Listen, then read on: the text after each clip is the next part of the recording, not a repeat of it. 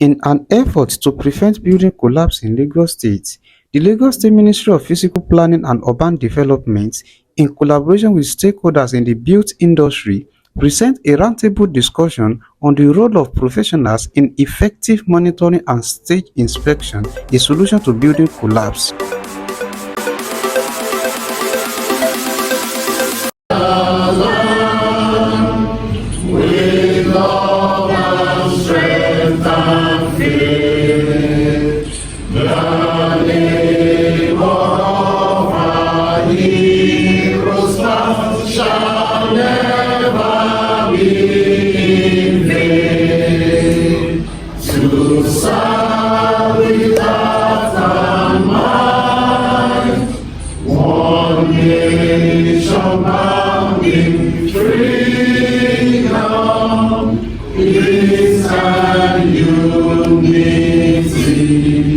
The LASBCA Head of Public Affairs Unit, Mrs. Adetayo Akintoye Asagba, introduced the newly appointed Honorable Commissioner for Physical Planning and Urban Development. Our brand new tier-over Commissioner, Engineer The Special Advisor to Lagos State Governor on EGIS and Planning Matters, Dr. Babatunde Olajide, the Permanent Secretaries, former Commissioners, as well as the General Manager, Lagos State Building Control Agency, Architect Gbolahan Owodunni Oki, among other dignitaries, were introduced. Talk about building control. When you talk about building collapse, the first thing that comes to the mind of an average Nigerian or Lagosian is who are the professional that is or are handling the construction. But most of the time, people tend to forget that there are other things that is attached to building collapse. And one thing that I always tell people that is so very silent about this building collapse is the issue of attitude. Attitude in all ramifications, both professionally, to the owners of the properties, to the members of the public, even to those that we least expected. Attitude has a lot to do. Whereby somebody feels that because he is an architect, he is the most superior, or because you are the builder, you are the most superior. What we want us to look at is to have the feelings of an average Nigerian. We need to look at it. We need to look at it desperately.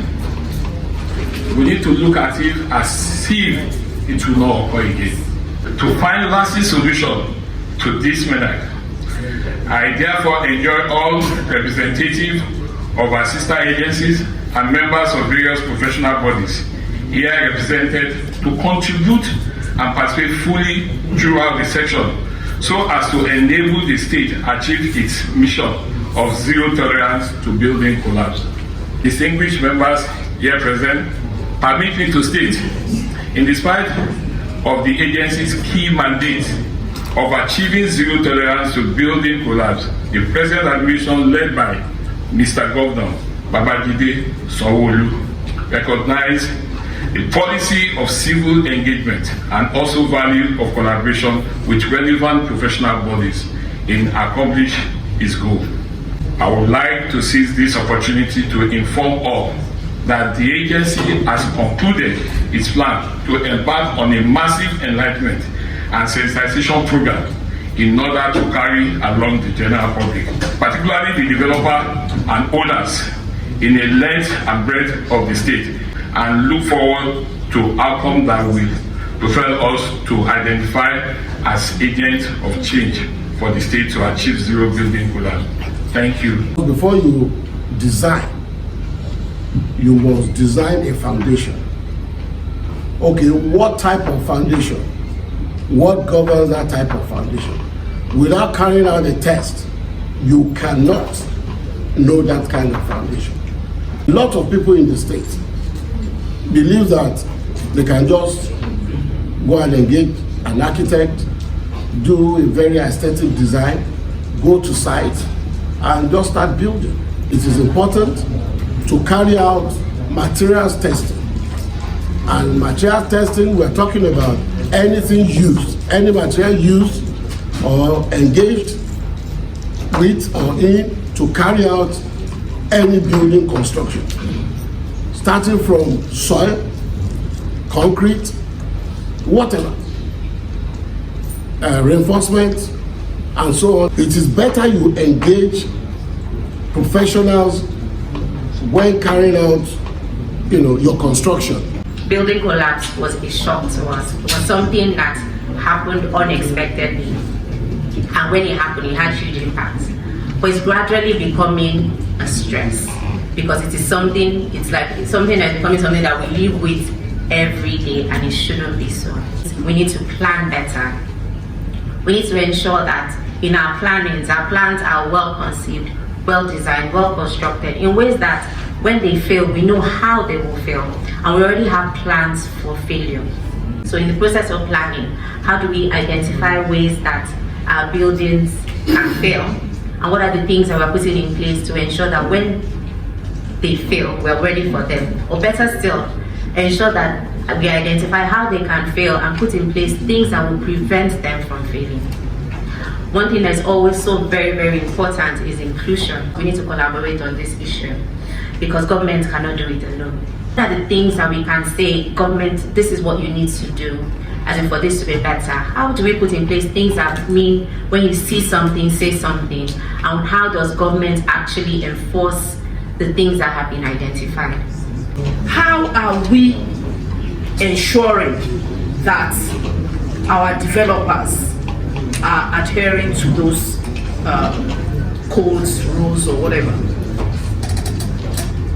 When we start with design, or we start with even conception, any one of us here will be there because the developer would have invited someone, any one of us in here.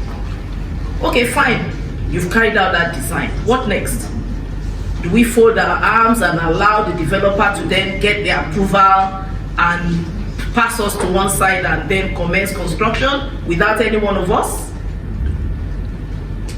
So I think what the things we really need to be talking about are the processes. How do we ensure that those developers that want to maximize the profits from construction are following our guidelines?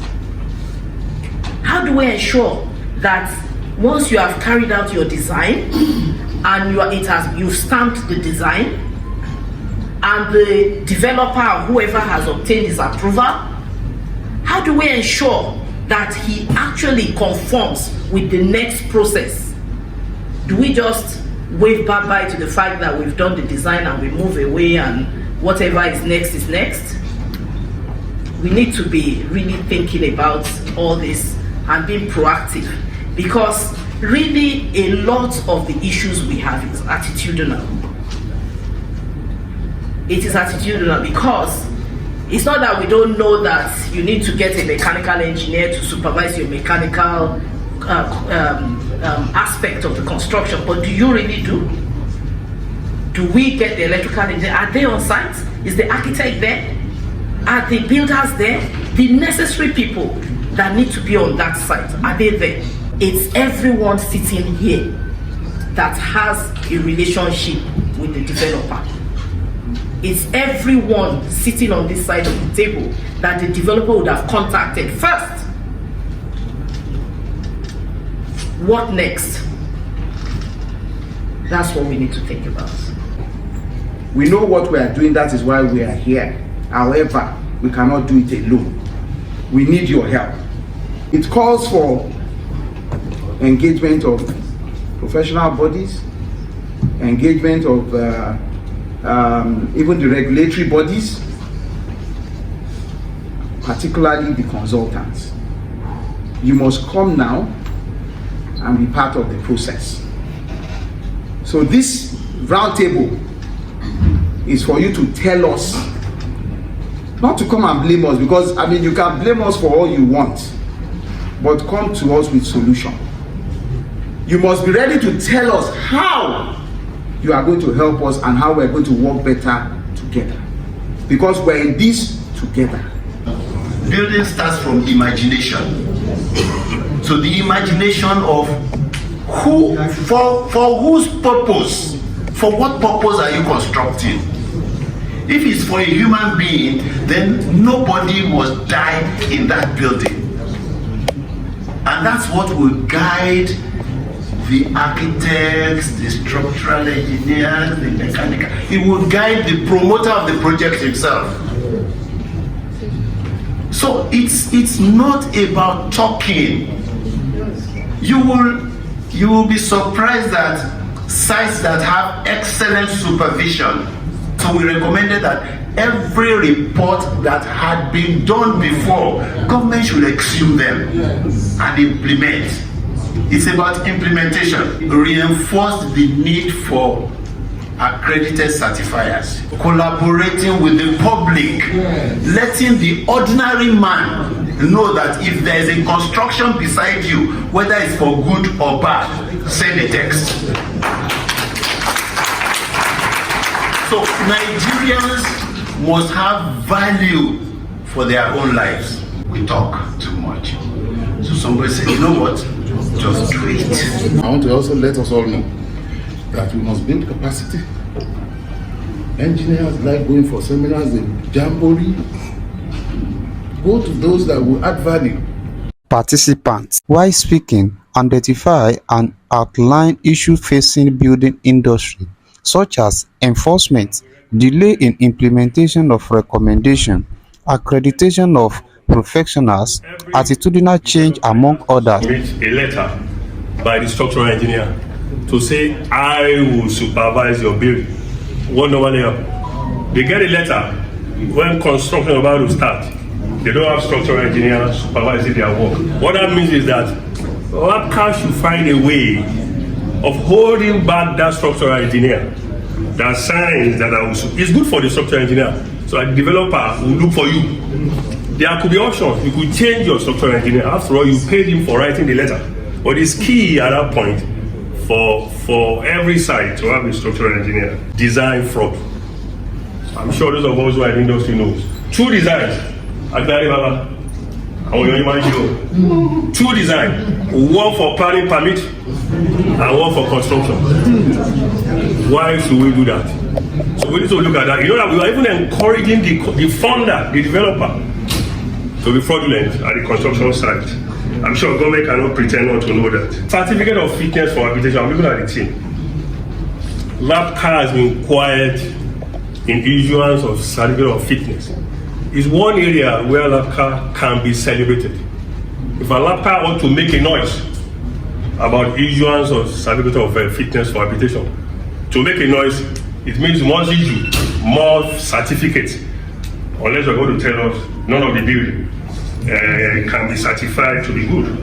Can we have voluntary compliance? Can LASBCA promote voluntary compliance? Can we have awards for building that complies? If a building complied to all the laws, the building process, can we recognize them? Can we give them awards? The Commissioner, Engineer Bangbose Martins, while reacting to the issue raised by professionals, it is clear that there has to be attitudinal change. And that covers both public and private. There has to be attitudinal change. We're talking about building collapse. Building collapse. There has to be attitudinal change in order to stop collapse of buildings. Attitudinal change falls on the private sector, but for government, we have a lot to do. And the way I've written it here is clean house. Clean house. We have to clean our house. And we will clean our house. When I say clean our house, please don't get me wrong. I'm not talking about sacking people, getting rid of people, no. But I'm saying attitudinal change. And you will change. You will change. Because you will see me, you know who I am, and then you have no choice but to change.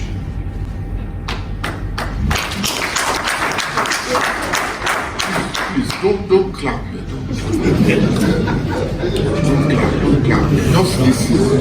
Just listen. Don't clap. Just listen. Follow me. Part of the cleaning house I picked from, and what I'm saying is not me, I'm picking it from, is that we need to retrain. We need to retrain our people, obviously. Next is partnership. As the collaboration that we've been talking about. The collaboration, the partnership. And when you talk about partnership and collaboration, I'm picking it that we are talking about in terms of outsourcing monitoring. But I'm saying again, that even in terms of the review of the designs, what do you call it? Certification. Accredited certifiers. Yes. So it's not just monitoring, but also in the certification. And that's with partnership. We said something about professional indemnity. We are talking about professional participants, players, partners, who have reputation, who have a lot to lose. We will engage you. Mr. Governor is ready for it. He's ready for it. Just listen. I'm giving you assurance. Mr. Governor is ready for it. There is no action. There's no time. Yeah, I don't have time. So we have to move fast. We have to get them to it. Regulating developers. I understand this has also been. I got it. Regulating developers and the professionals. Or we don't agree with that. Hello? Yes. Don't we agree with it? Yes. The answer is only coming from this front. Physical planning, do we agree with it? Yes.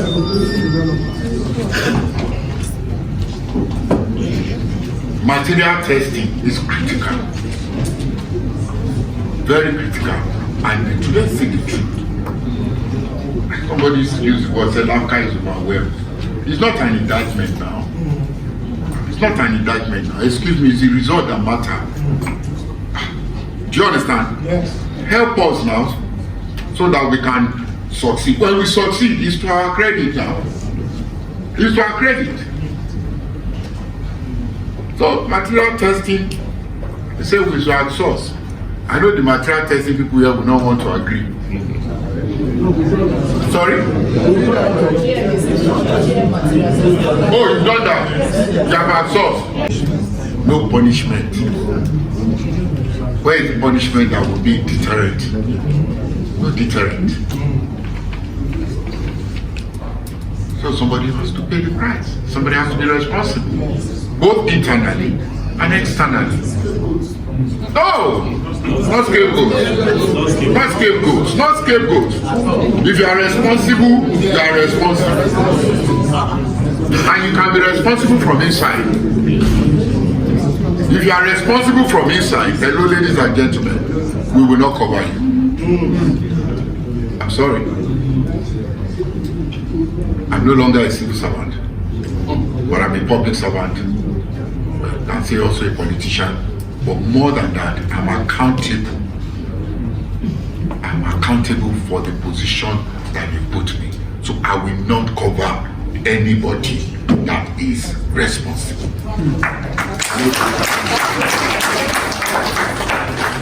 And if there's anybody responsible from the public, please, the public, do not see us as going after somebody or trying to intimidate anyone. We must, the law must take its course. And who has to pay the price must be the price. Public advocacy, when I put the word advocacy, he said collaboration with the public. In the sense that see something, say something. But then, in order to get the public to understand this very well, we as the government have the responsibility to put it out there. We must advocate it strongly, very strongly. We must let's think about it and try to see how can we get it, how can we advocate in such a manner that it will be attractive to the public. Avoid change in design during construction.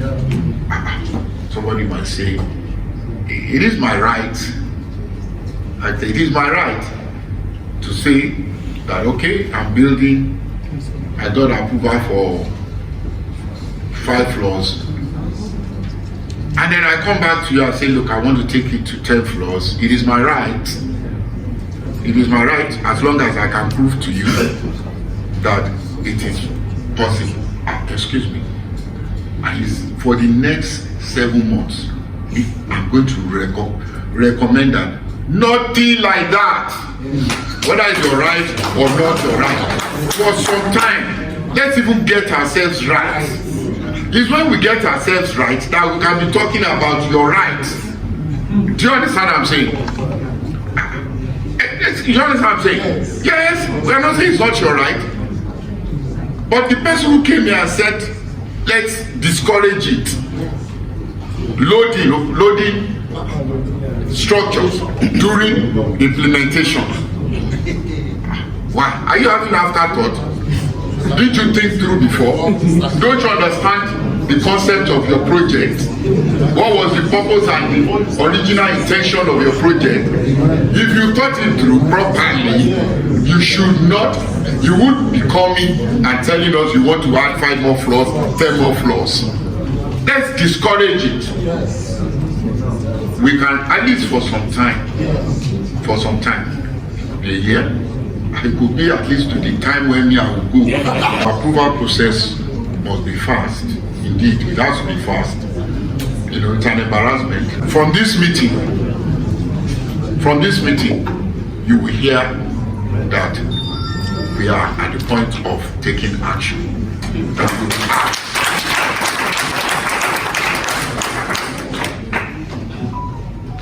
Can you do something for challenge us?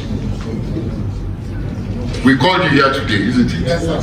You had other things to do that could give you money, maybe family engagement, but you respected us and you understand the import of the matter that is at hand, and that's why you came here. So together, let us ensure and make sure that, let's just make sure that this will not be one of those meetings where we have and then nothing happens from it. Can you challenge us? Give us, as we are seated, let us agree from here the action we should take and when you want us to take the action. Dearly, tell us that you want to hear so in 2 weeks' time from here today. That from after today's meeting, is it 2 weeks' time? Is it 4 weeks? Because there's no time. Excuse me. God forbid. We all say God, that there won't be any collapse. I know you say amen. If the collapse happens and people die, it's not from God now. It's us. Because we are not doing what we should do. Or we are doing what we shouldn't do. So challenge us. This is where I want to close my own talk. Challenge us before we leave this place. Challenge, when I say us, I'm talking about myself, yes, I dare say, challenge us and tell us that you want to hear so by so time. Is that clear? Yes, sir. Is that okay? Yes, sir. Thank you very much. On behalf of my amiable and indefatigable General Manager, Lagos State Building Control Agency, Architect Bola Obotoni, express my profound appreciation to all here present for honoring our invitation in spite of the short notice given. I honestly assure you that the outcome of this deliberation would not only reflect on the daily activities, operations of the agency, but further enhance cordial relationship between the Lagos State government and the bodies of professionals in the build sector. The commissioner, while addressing the journalists shortly after the roundtable discussion, assuring the general public of positive change during his reign as the Commissioner for Physical Planning and Urban Development. Building collapse and loss of lives is an embarrassment to any government, and therefore the governor has taken this matter seriously, and this is one of the reasons why he has moved me to the Ministry of Physical Planning and Urban Development. And the mandate is simple: we must take action. We must take action to stop this from happening again. And you can see that we are serious. And we've started seriously through this particular stakeholders meeting. But this is the stakeholders meeting with a difference. It is the meeting that is purposeful and is going to come with decisive action that will be taken. Very soon, from here, we will make recommendations to Mr. Governor, and the public will hear what these actions will be. But some of it, you were present here, you heard it. But on one, collaboration and partnership with professional bodies. Regulation of developers, administration. They also mentioned a lot of other things. But then the important thing is that we have even been given a challenge by the members of the professional industry. They want us to report back within 2 weeks regarding some of the recommendations we are talking about, particularly one of accredited certifiers. Let the citizens see us taking action. That's exactly what Mr. Governor is saying. Don't worry, very soon, not too long, you begin to hear what these actions will be. You see, the people you are seeing standing behind me are what we call the enforcement of Latino Black. It's a reformed one. We have them well kitted, uniform, and I can inform you that very soon, within the next few days, we're going to have, because they can't do the job on their own. The enforcement has to be with some law enforcement. We need some law personnel, some police enforcement. So we have been approved. We got approval of 60 policemen who are going to work with these people, and they're going to move around the whole state.